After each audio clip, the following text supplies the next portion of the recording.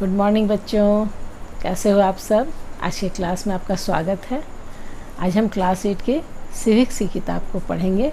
इसके चैप्टर 3 में संसदीय शासन व्यवस्था में हमने पिछले बार भारतीय संसदीय शासन व्यवस्था, उसके विकास, संसद और राज्यसभा के बारे में जाना था। आज हम लोकसभा के बारे में जानेंगे। तो आइए देखते हैं लोकसभा में हम क्या पढ़ेंगे। विभिन्न लोकसभा निर्वाचन क्षेत्रों से निर्वाचित सदस्यों से लोकसभा का गठन किया जाता है। पूरे भारत को विभिन्न लोकसभा क्षेत्रों में बांटा गया है और उन लोकसभा क्षेत्रों से जो निर्वाचित होकर प्रतिनिधि आते हैं उनसे लोकसभा का गठन किया जाता है।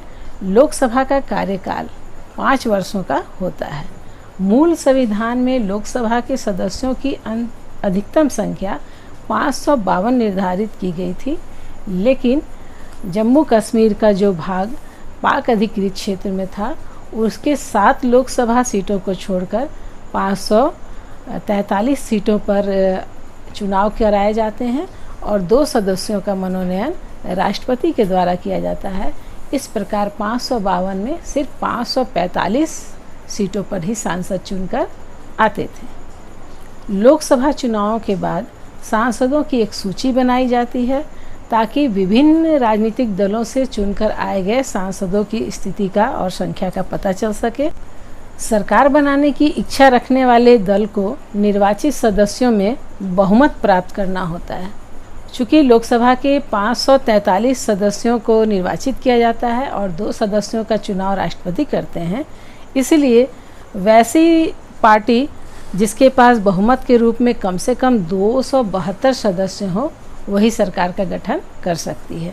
जो भी दल इस मानक आंकड़े को छू लेता है उसे सरकार बनाने का मौका मिलता है और उसके बाद शेष दल विपक्षी कहलाते हैं। लोकसभा कार्यपालिका का चुनाव करती है। कार्यपालिका कानूनों को लागू करने का काम करती है और जब हम सरकार शब्द का इस्तेमाल करते हैं तो सरकार का अर्थ यही कार्यपालिका होती है। भारत का प्रधानमंत्री लोकसभा में सत्ताधारी दल के मुखिया होते हैं और प्रधानमंत्री अपने दल के सांसदों में से मंत्रियों का चुनाव करते हैं और ये मंत्री प्रधानमंत्री के साथ मिलकर फैसलों को लागू करते हैं। ये मंत्री अपने विभाग के प्रधान भी होते हैं। जब किसी एक राजनीतिक दल को बहुमत नहीं मिल पाता है तब कई राजनीतिक पार्टियां भी मिलकर एक गठबंधन का सरकार बनाती हैं और वह सरकार साझा मुद्दों पर कार्य करती है जिसमें सभी दलों के हितों का ख्याल रखा जाता है। यहाँ आप एक तालिका देख पा रहे हैं जिसमें राज्यसभा और लोकसभा के विभिन्न राज्यों से सदस्यों की संख्या दिखाई गई है। पहले में है क्रम संख्या, फिर राज्य का नाम और उसके राज्यसभा या लोकसभा के सदस्यों की संख्या। आप देखेंगे एक गतिविधि है जिसमें राज्यसभा और लोकसभा के सदस्य सबसे अधिक किस राज्य से चुनकर आ रहे हैं। तो आप देख पाते हैं कि उत्तर प्रदेश एक ऐसा राज्य है जिसमें सबसे ज़्यादा राज्यसभा के 31 सदस्य और लोकसभा के 80 सदस्य निर्वाचित होकर आते हैं। साथ ही साथ यहाँ केंद्र शासित प्रदेशों के भी लोकसभा और राज्यसभा के सदस्यों की संख्या बताई गई है। आप यह भी जानें कि लोकसभा में अनुसूचित जाति के लिए 84 सीटें तथा अनुसूचित जनजाति के लिए 47 सीटें आरक्षित की गई हैं ताकि उनको भी समान अनुपात में प्रतिनिधित्व मिल सके। अब हम संसद के सदस्यों के बारे में जानेंगे। संसद में विभिन्न पृष्ठभूमि वाले लोगों की संख्या में अभी वृद्धि देखी जा रही है। जैसे कि अभी आप देखेंगे कि क्षेत्रीय दलों के सांसदों की संख्या तेज़ी से बढ़ी है। जिन समूहों और तबकों का अब तक कोई प्रतिनिधित्व नहीं था वे भी अब चुनाव जीतकर मैदान में आने लगे हैं। दलित और पिछड़े वर्गों की राजनीतिक हिस्सेदारी भी बढ़ी है। इसका कारण यह है कि अब तक देखा गया था कि प्रतिनिधि लोकतंत्र में समाज को पूरे तौर पर सही ढंग से प्रस्तुत नहीं कर पा रहे थे, क्योंकि हित और अनुभव अलग अलग होने की स्थिति में एक समूह के व्यक्ति सबके हितों को ध्यान में नहीं रख पाते थे। इसी बात को लेकर संसद में कुछ सीटें अनुसूचित जातियों और अनुसूचित जनजातियों के लिए आरक्षित की गई हैं ताकि इस चुनाव क्षेत्रों से केवल दलित और आदिवासी उम्मीदवार ही जीते और वे अपने तबके के लोगों का सही प्रतिनिधित्व कर सकें।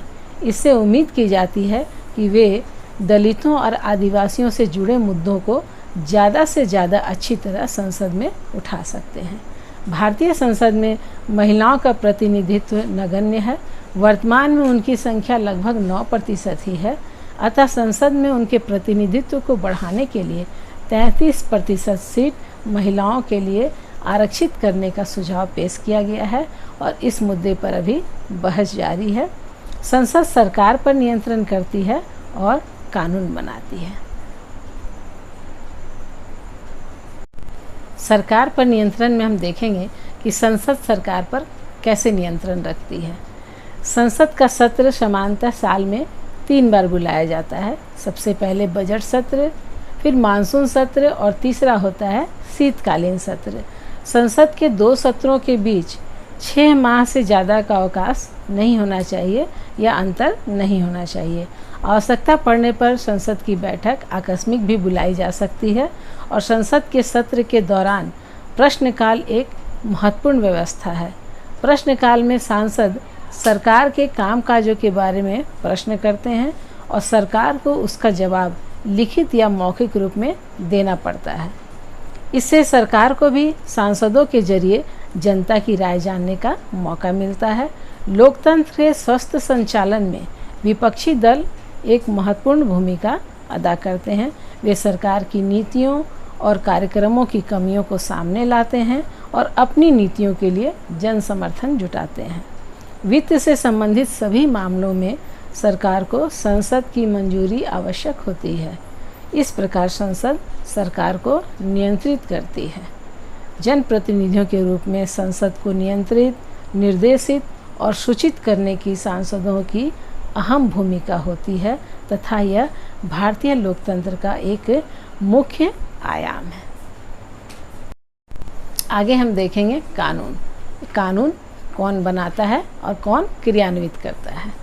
कानून बनाना भी संसद का एक महत्वपूर्ण कार्य है और इस काम को संविधान के दायरे में रखकर किया जाता है। ये कानून सभी पर लागू होते हैं।